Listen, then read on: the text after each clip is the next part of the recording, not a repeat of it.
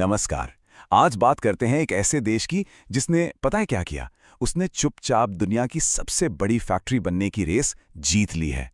जी हाँ, हम बात कर रहे हैं वियतनाम की और उसके कमाल की कहानी की। तो सवाल ये उठता है, आखिर ये हुआ कैसे? एक छोटा सा देश जो एक पीढ़ी पहले तक जंग की तबाही झेल रहा था, वो आज दुनिया की बड़ी बड़ी इकोनॉमीज को पछाड़कर एक मैन्युफैक्चरिंग पावर हाउस कैसे बन गया? चलिए इसी पहेली को सुलझाते हैं। अच्छा, दुनिया के कुछ सबसे बड़े ब्रांड्स के बारे में सोचिए, जैसे एप्पल। या फिर सैमसंग को ले लीजिए। और हाँ, नाइकी को कैसे भूल सकते हैं। अब इन सारे बड़े बड़े नामों में एक चीज कॉमन है। अगर आप इनके प्रोडक्ट्स को पलटकर देखेंगे तो अब मेड इन चाइना की जगह आपको अक्सर असेंबल्ड इन वियतनाम लिखा मिलेगा।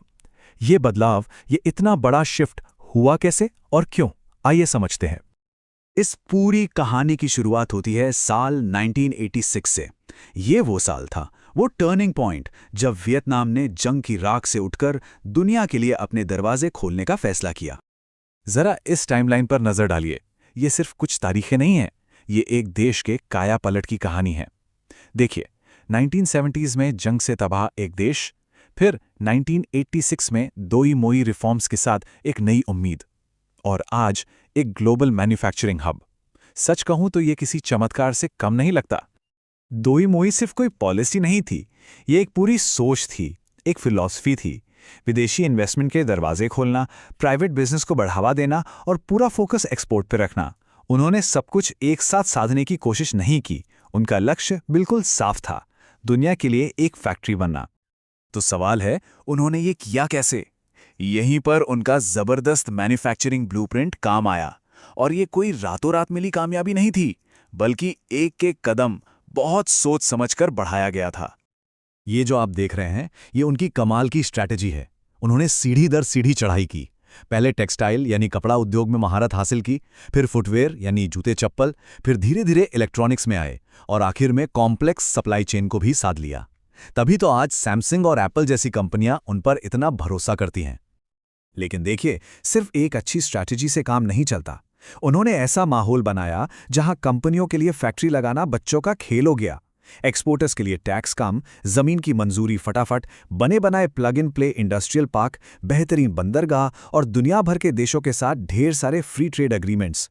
ये तो कंपनियों के लिए खुली दावत जैसा था। और इन सब के बीच सबसे जरूरी चीज थी लोग। जहां कई देश बड़ी बड़ी यूनिवर्सिटी डिग्री पर फोकस करते हैं, वियतनाम ने हुनर पर, स्किल्स पर पैसा लगाया। उन्होंने ऐसे लाखों कामगार तैयार किए जो फैक्ट्री में काम करने के लिए पहले दिन से तैयार थे। यही उनकी असली ताकत बने। तो देखिए, वियतनाम की अपनी तैयारी तो एकदम पक्की थी, लेकिन तभी दुनिया में कुछ ऐसा हुआ जिसने उनकी किस्मत का ताला ही खोल दिया। इसी को कहते हैं चाइना प्लस वन मूवमेंट। अब आप सोच रहे होंगे, ये चाइना प्लस वन है क्या? बहुत आसान है। ये कंपनियों की एक स्ट्रैटेजी है। वो अपना सारा पैसा और सारी मैन्युफैक्चरिंग सिर्फ एक देश यानी चीन में लगाने का जोखिम नहीं उठाना चाहती। इसलिए वो अपने सप्लाई चेन का कुछ हिस्सा चीन के अलावा किसी दूसरे देश में भी ले जाती हैं। बस यही है चाइना प्लस वन। और ये चार्ट बिल्कुल साफ साफ दिखा रहा है, जैसे ही कंपनियों ने चीन के अलावा दूसरे ठिकाने ढूंढने शुरू किए, वियतनाम उनकी पहली पसंद बनकर उभरा। बाकी देशों के मुकाबले वियतनाम को इसका सबसे ज्यादा फायदा मिला। पर सवाल ये है कि वियतनाम ही क्यों? क्योंकि वहां पॉलिटिकल स्टेबिलिटी थी, यानी राजनीतिक स्थिरता। उनके पास शानदार बंदरगाहों का नेटवर्क था। काम को जल्दी मंजूरी देने के लिए उनकी एक रेपुटेशन बन चुकी थी। और सबसे बड़ी बात, वहां के नियम कानून भरोसेमंद थे, जो रातों रात नहीं बदलते थे। सीधी सी बात है, वो इस मौके के लिए पूरी तरह से तैयार बैठे थे।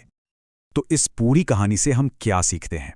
इसका सार यह है कि बड़ी बड़ी बातों और महत्वाकांक्षा से ज्यादा जरूरी है एग्जीक्यूशन, यानी काम को जमीन पर उतारना। लेकिन इस कामयाबी के साथ साथ कुछ सीमाएं भी हैं जिन्हें समझना भी उतना ही जरूरी है। देखिए, यह समझना बहुत जरूरी है कि वियतनाम आज भी मुख्य रूप से एक असेंबली हब है, मतलब चीजों को जोड़ना और बनाना। जो कोर टेक्नोलॉजी है, जैसे चिप डिजाइन या एडवांस्ड मशीनरी, उसके लिए वो आज भी दूसरे देशों पर निर्भर हैं। लेकिन एक मिनट रुकिए, याद कीजिए, चीन ने भी तो अपनी शुरुआत यहीं से की थी। और आखिर में वियतनाम के पूरे ब्लूप्रिंट का निचोड़ बस इस एक लाइन में छिपा है। अमल महत्वाकांक्षा से बड़ा है, फैक्ट्रियां नारों से बड़ी हैं, और नीति पर भाषणों से ज्यादा जरूरी है नीति की रफ्तार। तो ये ब्लूप्रिंट तो जबरदस्त काम कर गया। वियतनाम आज दुनिया की नई फैक्ट्री है। पर अब सबसे बड़ा सवाल ये है, इस कहानी का अगला चैप्टर क्या होगा?